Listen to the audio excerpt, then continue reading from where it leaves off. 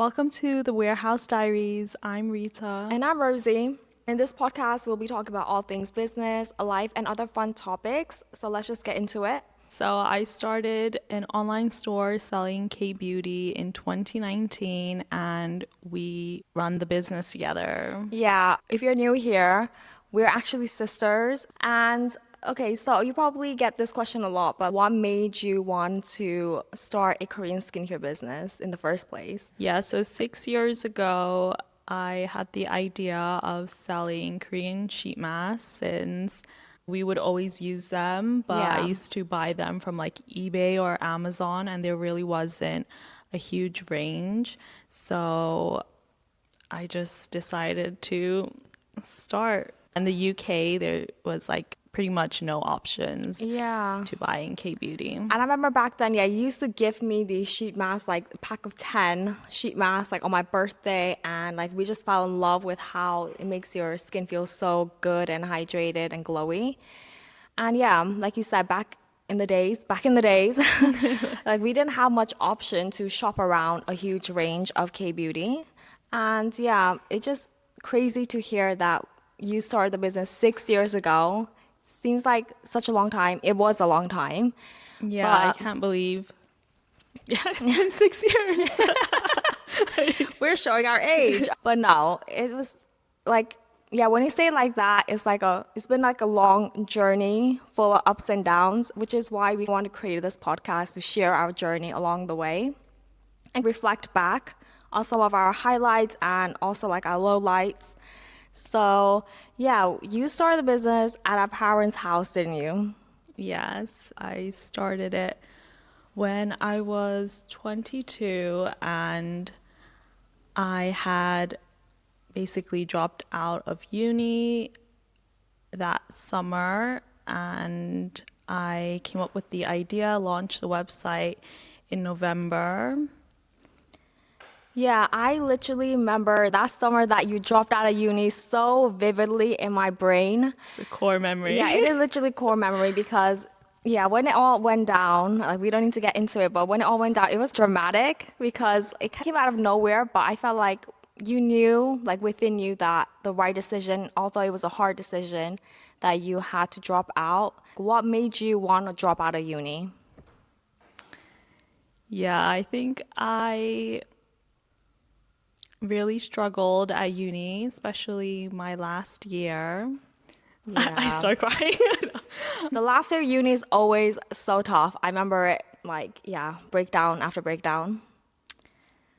Yeah, I think It was exam season, I think, wasn't it? was Yeah, it was exams that season, broke you. and I think just in general, though, like I never really enjoyed uni Yeah. from the beginning, and I think I just fell into kind of this negative mindset where I kept thinking like even when I graduate and if I get like a job, I was studying pharmacy, so I was like imagining myself in 5 years' time working as a pharmacist, and I just knew that I would still be unhappy just as I was in that moment. And I think it was like negative feedback loop where I just kept thinking of that, oh, I'm just going to always feel this way. And I think just especially during exam period where you're just having like lack of sleep, just really stressful time. And I remember, I don't know, one of my exams, I think I had done most of them, but in one of my last exams on that day, just woke up like not feeling right, and then yeah, I just called my mom Yeah. and was like, I can't do this, which is Yeah. crazy that I did that because I think it did come out of left wing. Is that phrase? Came Yeah. out of nowhere. It seemed like it came out of nowhere because I never really shared like how I was feeling. And yeah. Yeah, so then that summer you dropped out of uni, and then I can't remember how many months after that you started the business like Skin. But I think it was shortly after, wasn't it? Yeah, I think I was going to take the exams I missed like during the summer, like a month later after I came home. And it was that summer where I was basically like, I do not want to go back to uni at all costs. And so I came up with the idea because I was just like, I have to do something. Yeah, I remember our parents would always tell you, oh, I don't know. Actually, I think they're telling you, oh, I think you need to go find a job. After we got over that uni dropping out, I think, just said, oh, I think you should get a job. But you were Yes. adamant. You just, oh, let me just try this business thing out. Yes, I think also I just, yeah, wasn't really, I just couldn't, I didn't want to leave my house. I don't think I could have got just like a job in that kind of mindset. Yeah. And then, yeah, so I was just working on trying to start the business. And then COVID like started, lockdown happened. So then I had a cheat code. What is it? Like a getaway car. What? What am I saying? Oh, like Basically, a- I had an excuse. Yeah. A free card. Yeah. I don't know what they call it, but yeah, So just stay at home and work on stay at yourself. home. So I was like, there is a Period. pandemic going on outside, which is really awful. But I think during that time, yeah, I didn't want to even step a foot outside anyway. And I think it really helped me to just focus on myself and start to feel better and also just work on the business like every hour of the day. So how much money did you invest into your business when you first got started? It was initially £300 for the stock. Like I just bought 5 different sheet masks. And then with starting like the website and the packaging, probably in total £500. I had no idea what I was doing. Like I was just like, let me buy these products, start like a Shopify website, buy a domain, and then just launched. And then obviously I got no orders for a month. But yeah, it was crazy. Like I think I truly was delusional starting the business, but somehow it worked out. Yeah, it's crazy how you had the guts to actually start a business and go for it because in our personal circle, we have no one who actually run a business. And so we had no one to go for advice. And yeah, you didn't go to school to study business either. So it was just like winging it, which at that stage, it was all or nothing. And yeah, even growing up, we always had emphasis on education. Like education was always drilled into our heads. You must go to school, you must get a good degree, get good grades. Then as a result, you get a great job, Yes. which kind of links back to like my career path where, yeah, I did all of that. Like I went to uni, I got a degree, and I was studying to become an accountant. Yeah, you were the only person in our family to get a degree. So I think, yeah, there was definitely that pressure of Yeah. doing well in school. Definitely. I think, yeah, at school, it was always, that was our only focus, getting good grades to progress onto higher education, then getting into uni. And even my friends, like, we all had the same path, going to university. We saw it as the next stepping stone into our career. Yeah, I think for a lot of people, it's drilled into us that is almost like the only path. And at least for our parents as well, that was all they knew, especially because they never got the opportunity to like pursue their education. So Yes. There was a they lot definitely wanted us to. fulfill that dream. Yeah. And which is completely understandable because, yes, we did we do have Asian immigrant parents, so education is everything to them. And at that point, at that point in my life, education was everything to me. All I cared was about getting good grades. Like, I wanted to be like a straight A student and try and get the best grades possible. And that came with huge pressure. We literally had, do you remember in school, we literally had this teacher.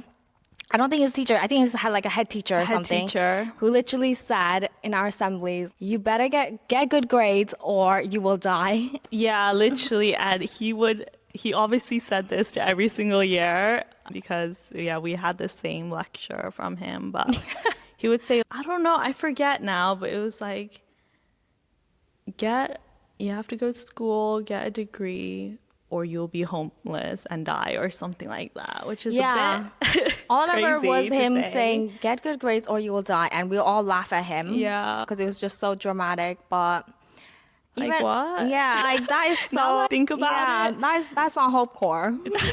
That's not Hope Core, yeah, definitely. And yeah, that's interesting to remember that because I always thought like, oh, the pressure always came from our parents, but obviously like in school it's all, I was going to say it's subconsciously fed into us, but obviously our head teacher was like saying it very blatantly as well. Yes, I think back then it was just in our circle of friends, family, everything. Like the education system, it was all heavily drilled into us that we have to go to school. Yet the funny thing is, like after I got my degree and that our parents was like, okay, so when are you gonna get your master's? Yeah, and I was like, master's? I only just got out of the hellhole of uni. Yeah. But that was crazy. But I knew in my heart I never wanted to do masters, but yeah, No, I never think pursued you were it. like, pretty adamant on that, Yeah. that you weren't going to, but I think you were studying to become like chartered accountant, weren't you? Yeah, yes. So before Like Skin, I worked full time. I had a 9 to 5 full time job as in corporate finance, and yeah, I wanted to become an accountant. I was studying to become an accountant, which I think That was not your dream job. it's not my dream job, but for the longest time, that was like It was your goal. that was my goal. Like I thought, oh, if I was to become a professional job as an accountant, I would have it all. Professional finance girly. Yes. Yeah, I did 3 years at uni studying accounting and finance. Then I graduated and I literally had no grad job lined up. So for the longest time, I was trying to find a job relating to my degree, which is so hard. So I worked in finance for 6 years before I made the decision to quit. Then I started Like working. officially, because you were already working on the business pretty much Yes. full time. Yes, I remember getting up early to drop off the parcels, and then I would clock in to my 9 to 5 because we're all working from home when you started the business. And then in my break time, I would pack orders or help you out. And then after 5, like 5 till midnight, past midnight, we would be doing everything Yeah. like Skin.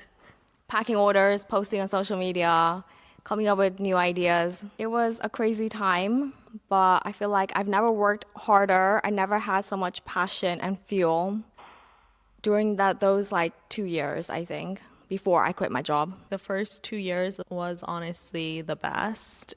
Like, even though I wasn't even paying myself, we were just doing it because we had that like passion for it. And obviously we still do now, but I think so much has happened and it's just, not the same necessarily.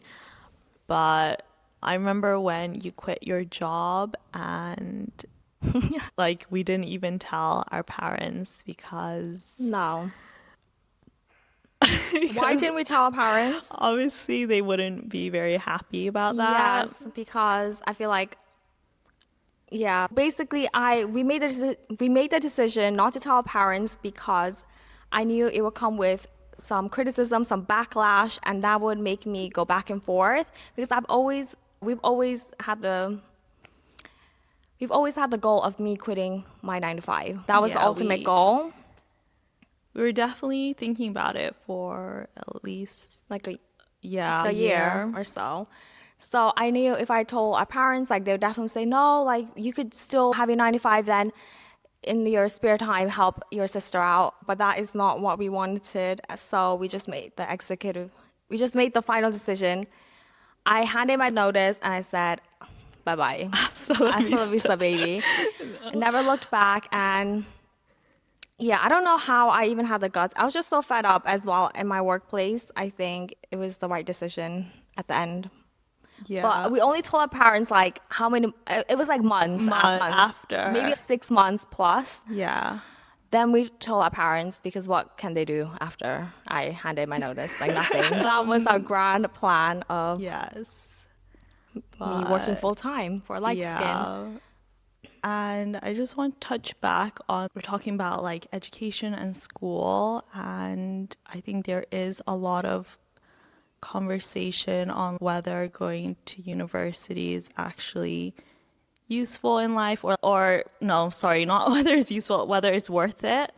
And maybe we could talk about this in like future episodes, but just to mention, like, obviously having access to education is like A privilege. huge thing. Yeah. We were always very serious about it, like maybe too much, Yeah. which is why I think we ended up not really enjoying it. But like our parents, they had a completely different upbringing to us, which is why they brought us up in that way. Yes. And yeah, just wanted to say that. I still think university is like a good thing to pursue. It's good to get a degree. I think education is still important, but it's not be all or what is it? End all. Yeah, be all or end all. Like you can still live your best life without a degree. But I would say if I had the chance to redo my uni years and my education years, I would definitely try to enjoy it more and not be so focused on my studies and just take it all in as an overall whole experience. 100%. I think, but that's like Hindsight is 2020, I guess. But I think even if someone had said that to me, obviously people were saying like uni years are like the best years of your life, but obviously my reality was very different because my entire mindset was just not like, yeah, someone can say enjoy your life, have fun while you're young, but like it's not really going to change how you perceive things, because I think obviously we were brought up to think a certain way. So I just think I could never like enjoy uni because I don't know. It's like we just had a different mindset. Yeah. Back then due to our, external factors and also internal factors. I don't know why I say turning into a lecture now. I don't know. I think if people are going to uni, it's good to try it, but if you don't enjoy it, that's okay too. Yes. Like you need to do what's best for you and prioritize yourself. At uni, it's so easy to isolate yourself and to not share your struggles. If like anyone who is at uni, or like if you're going into uni and you end up thinking, I'm not really happy, I'm not enjoying myself, then it's okay to take a step back. And I know if I heard someone saying this while I was uni, like in my second year, I'd be like, it's okay, you can take a year off uni. I'll just be like,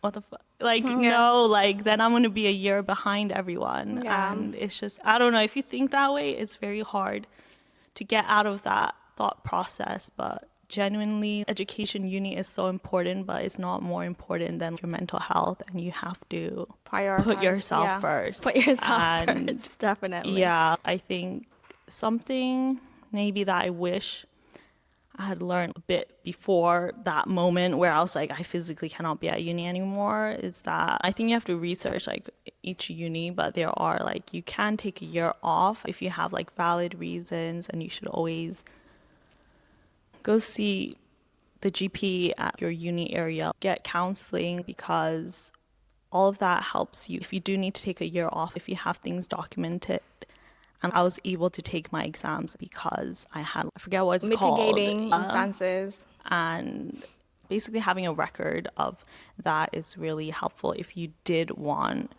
to like go back to uni.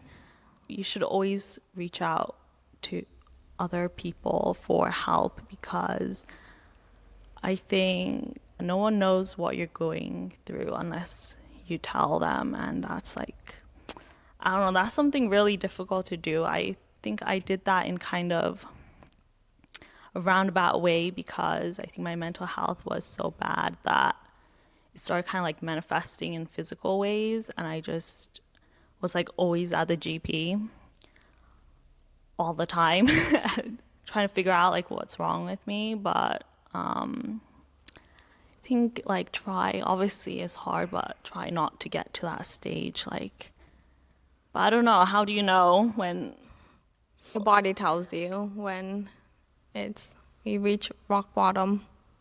I think it always manifests in physical symptoms. yeah, I wish I didn't leave it to that point, Yeah. but sometimes that's what wakes you up, I guess. Yeah, and actually makes you create change. Yeah, I think I kind of like went down a different rabbit hole. I can't even recall what we've spoken about, but hopefully you've shared something mildly helpful. Yes, and got to know a little bit more about us. To end off the podcast, we're going to just share some of our thoughts on the latest business. What is it? It's more like pop culture business Yeah. topics, I suppose. Business/pop culture news this week. So have you heard that Sydney Sweeney is launching a new lingerie brand? I didn't hear about this. I heard about like the soap. Yeah, that was strange. I don't know. Sydney Sweeney is actually getting a $1 billion investment from Jeff Bezos. Wait, 1 billion? Yeah, $1 billion apparently. What does that even mean? Why do you need 1 billion for lingerie? I What? don't know. Wait, what? Then that's crazy. So that's why she was at his wedding, because I was thinking like, oh, I didn't know they were friends. Oh, I didn't know that she was invited to his wedding. Yeah, I'm pretty sure, yeah, I saw a picture of her. Oh, it's Like, interesting. That explains it. This one's kind of old, but I just want your opinion on Hailey Bieber selling her Rhode brand to Alf and was acquired of $1 billion. I think that is so unheard of because I think she started Road 3 years ago. I know. That's crazy. But it's so smart because obviously her business is at its peak right now. And I think so many business owners are like very romantic about their business and obviously don't want to let go. They don't want to sell their business. Or usually you hear about people selling it like at least 10 years, 15 years later. So obviously that's probably the highest valuation that Rode would have ever gotten. So in terms of business wise, that was like the smartest move A to very make for smart her. decision to Yeah. sell when your brand is at its highest point. And yeah, no one is doing it like marketing wise, like appealing to Gen Z wise. No one is doing it like Rode. So gotta give work. Gotta give credit where credit is due. I'm very interested to see how her brand is gonna evolve after being acquired because sometimes it could go higher, sometimes it could go a bit of a stagnant period, I but think she's still the something like 200 million of that 1 billion is whether she meets like the sales target for the next however many years, I think 1 or 2 years. So I think obviously she's going to work for that extra, for yeah. that 200 million. She's still Yeah. the face of the brand, so she's still promoting it well on her social media. And then speaking of Hailey Bieber, Justin Bieber just recently dropped his new album, like out of nowhere. Have you listened to it? I think I listened to 3 songs and just gave up. Daisies is like the only good song on there. I haven't had a chance to listen to the whole thing yet, but Yeah, I need to actually listen to it like in its entirety, but I don't know. We used to be the biggest like believers, so. yeah, we were obsessed with Justin Bieber in Oh, our wait, did you? I remember you showed me like you saw on TikTok like Justin Bieber unfollowed everyone on Twitter and he used to follow us on yes, Twitter. So him and what a Sean, sad day. him and Sean Kingston. Do you remember? Anyone remember "Any Meeny Miny Mo Lover"? Or whatever song is. That was Actually, that, yes. yeah. So it's devastating day, What but can you yeah, do? what can you do? He's moved on, and No, we used to have a Twitter fan account for yes, Justin Bieber. Those that's were the yeah. days, Those were the really. days. And are we gonna talk about our latest obsession? Okay, to close out the podcast, we are going to talk about what we're obsessed with right now. Yeah, so one thing I'm obsessed with recently is green juices. I make my green smoothies. So I've been trying to be more healthier, trying to eat more healthy. So I feel like green smoothies are the way to go, especially in the summer. And I feel like the key is to add frozen mangoes to your smoothie. Makes, Yeah, banana and frozen yes, mango. those are the key ingredients. And what about you? What are you obsessed with? I'm obsessed with, oh wait, I want to say I'm obsessed with my new lip balm from Oh, Supergoop. It's like an SPF lip balm. oh yes, you've been loving that one, haven't Yeah, in the summer especially, like I have, what is it called? Like discoloration or like you? Yeah. Yeah, hyperpigmentation. pigmentation on your Basically, lips. my lips are like two, three different tones. And I think SPF lip balms, it helps so much with like kind of evening out the Yeah, I can definitely discoloration. tell, I think, from your, they're more, yeah, they're definitely more even out because usually one, either the bottom or the top would be darker, but now Yeah, they're mo both like the same shade. it's So it's definitely, definitely yeah, working. better. So yeah, that's the end of our episode of this podcast.